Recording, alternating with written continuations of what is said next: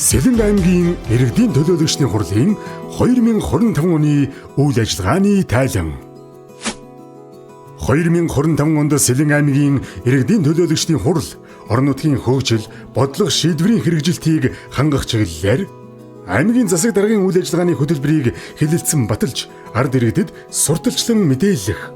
хууль тогтоомж, хурлын тогтоол шийдвэрийн биелэлтэд танилцах, үр дүнг тооцох ажлыг сайжруулах.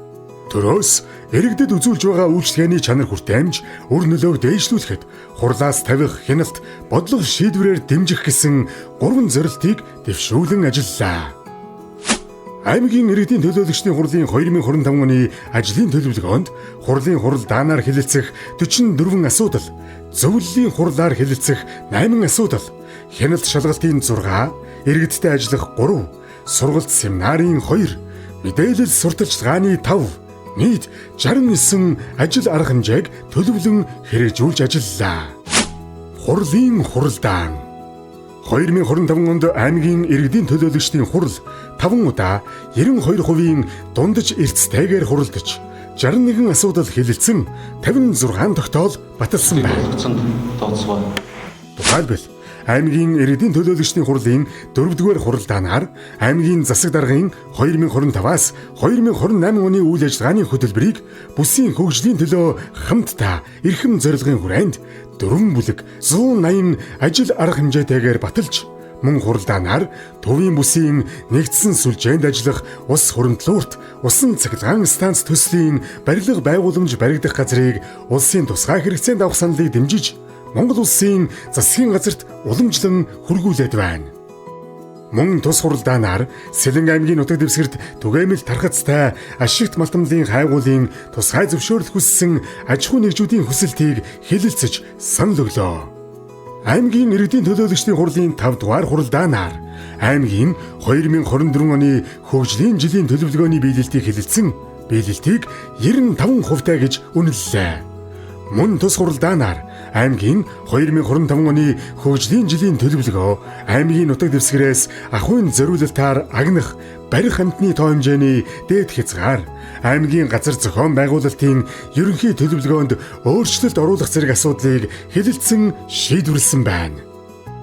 Аймгийн иргэдийн төлөөлөгчдийн хурлын 6-р хуралдаанаар аймгийн 2024 оны төсвийн гүйцэтгэлийг хэлэлцэн, төсвийн орлогын гүйцэтгэлийг 119 тэрбум төгрөгөөр, зарлагын гүйцэтгэлийг 109 тэрбум төгрөгөөр баталсны зэрэгцээ улсын хурлаас Монгол улсын 2025 оны төсөвт хийсэн тодтголд нийцүүлэн аймгийн 2025 оны төсвийг бууруулан тодтгол хийж, аймгийн төсвийн орлого зарлагыг 70.3 тэрбум төгрөгөөр тогтоон баталсан бол,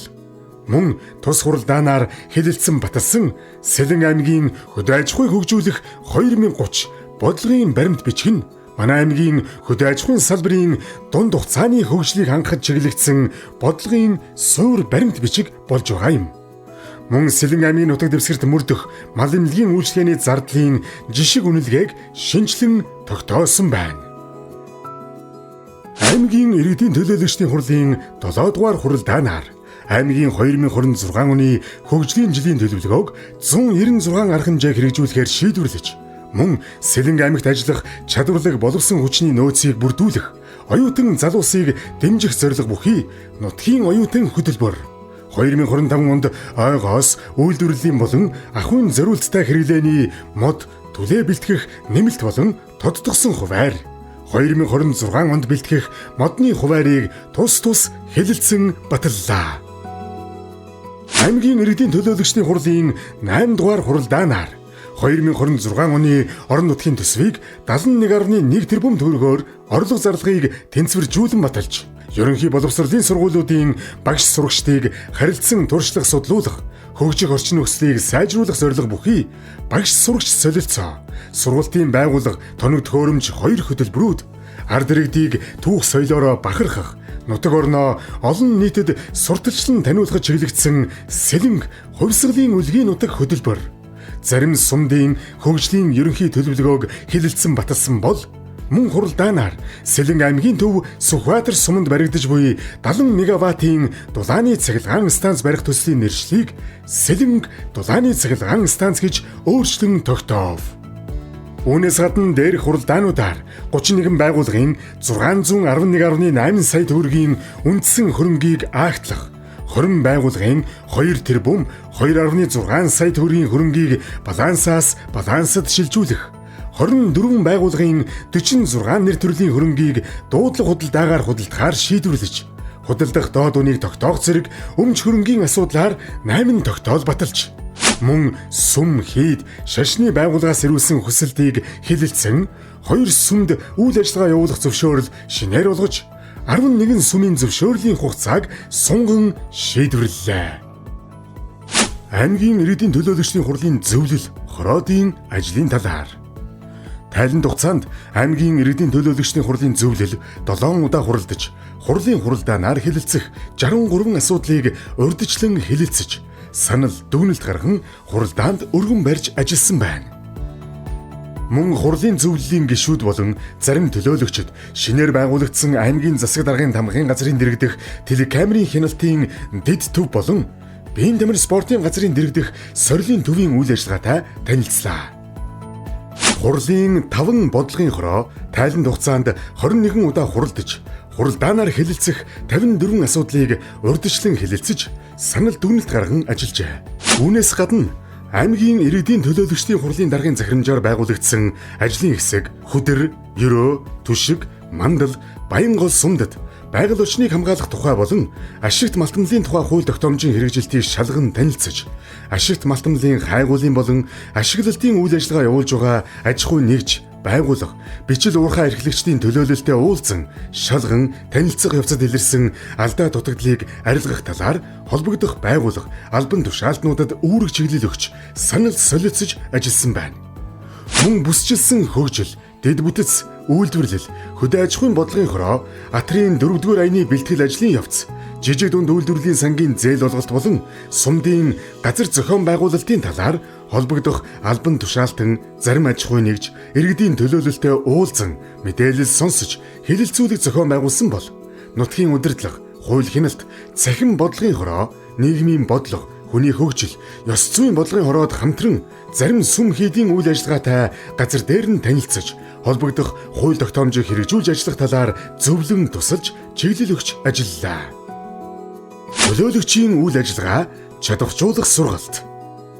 Тайланд хугацаанд аймгийн иргэдийн төлөөлөгчдийн хурлын төлөөлөгчид сонгогдсон тойрогтой ажиллаж, ард иргэд аж ахуй нэгж байгууллагад 118 удаагийн уулзалт, 50 удаагийн хэлэлцүүлэг зохион байгуулан нийт 8100 орчим иргэнийг хамруулсан байна.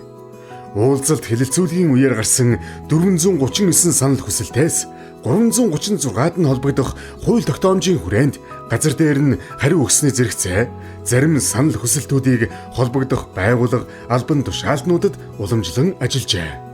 Иргэдээс гаргасан санал хүсэлтүүдийн дийлэнх нь зам, дэд бүтэц, боловсрол, эрүүл мэнд, хөдөө аж ахуй, жижиг дунд үйлдвэрлэл, ажлын байр, бүтээгдэхүүн борлуулалт, өрхийн орлогыг нэмэгдүүлэхтэй холбоотой санал хүсэлтүүд байна.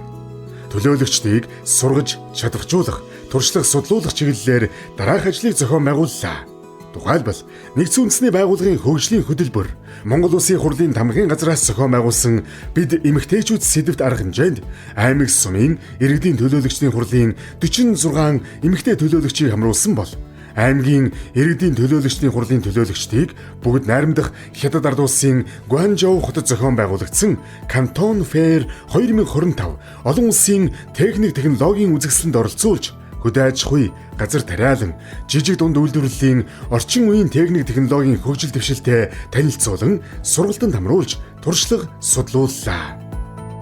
Гадаад харилцааны талаар 2025 онд аймгийн иргэдийн төлөөлөгчдийн хурлын дарга зарим төлөөлөгчид гадаад харилцааны чиглэлээр 4 удаагийн арга хэмжээнд оролцож ажилласан байна. Тухайлбал аймгийн иргэдийн төлөөлөгчдийн хурлын дарга тэргүүтээ бүрэлдэхүүн Япон улсын Шизуока мужид айлчилж, хөдөө аж ахуй, газар тариалангийн үйлдвэрлэлийн туршлага судалж, цаашдын хамтын ажиллагааны талаар санал солилцлоо. Мөн аймгийн иргэдийн төлөөлөгчдийн хурлын дарга, аймгийн засаг дарга тэргүүтээ хурлын зарим төлөөлөгчид бүгд найрамдах Солонгос улсын Бусан хотод албан айлчлал хийж, тус хотын албаны хүмүүстэй уулзалт хийсэн бөгөөд аймгийн иргэдийн төлөөлөгчдийн хурлаас баталсан нутгийн оюутан хөтөлбөрийн хүрээнд Бусан хотын Кённам Чомбу их сургуульд Сэлэн аймгийн 18 оюутан элсэн суралцж байна. Оросын холбооны улсын Бурайд улсын нийслэл Улаан-Үд хотод зохион байгуулагдсан ялалтын 80 жилийн ойн арга хэмжээнд аймгийн иргэдийн төлөөлөгчдийн хурлын дарга Бат орхон хурлын зарим төлөөлөгчдийн хамт урилгаар оролцож хүндэтгэл үзүүллээ. Мөн аймгийн иргэдийн төлөөлөгчдийн хурлын зарим төлөөлөгчид аймгийн засаг даргаар ахлуулсан айлчлалын бүрэлдэхүүнд багтаж бүгд найрамдах Хятад ард улсын Хар мөрөн мужийн Харбин хотод дулаан үйлдвэрлэлийн техник тоног төхөөрөмжийн үйлдвэртэй танилцж туршлага судалсан байна. Бусад ажил арга хэмжээ. Нийтийн сонсголын тухай хуулийг хэрэгжүүлэн 2025 оны орон нутгийн хөгжлийн сангийн төсвийн асуудлаар төсвийн хяналтын сонсгол мөн Сэлэн аймгийг 2026-аас 2030 онд хөгжүүлэх 5 жилийн үндсэн чиглэлд санал авах хэлцүүлгийг тус зохион байгуулан ажиллалаа. Аймгийн иргэдийн төлөөлөгчдийн хурал нь шилэн дансны тухай хууль, нийтийн мэдээллийн ил тод байдлын тухай хуулийн хүрээнд аймгийн иргэдийн төлөөлөгчдийн хурлын танилцуулга болон батлагдсан тогтоол, шийдвэрүүдийг эмхтгэл болгон эвлүүлэн сум байгууллагуудад хүргүүлж иргэд олон нийтэд сурталчлан мөн Сэлэн цэг хурал цэгмэн сайтад 52 шийдвэр 121 мэдээлэл Сэлэн аймгийн иргэдийн төлөөлөгчдийн хурлын Facebook хуудасаар 127 мэдээлэл нийтэлсэн байна.